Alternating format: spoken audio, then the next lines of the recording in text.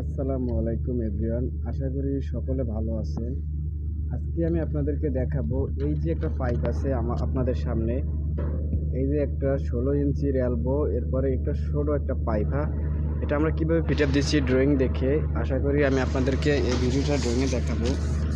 যেমন ওটা হচ্ছে স্পুল 2। হ্যাঁ, স্পুল 2 আমরা যদি একটু লক্ষ্য করি যে আমার এখানে লাইনটা শুরু হচ্ছে এখান থেকে, এই যে ফলো এই দিকে, মানে এখান থেকে শুরু হচ্ছে।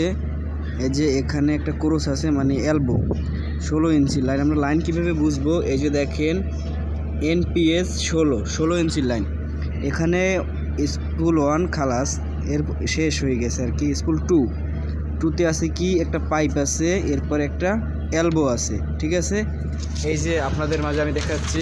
এই যে হচ্ছে পাইপ, এরপরে হচ্ছে একটা এলবো। ঠিক আছে, এই যে এরপরে মানে এরপরে এটা এলবোর মাথায় আবার একটা জয়েন্ট আছে, জয়েন্টের পর আবার একটা পাইপ আছে।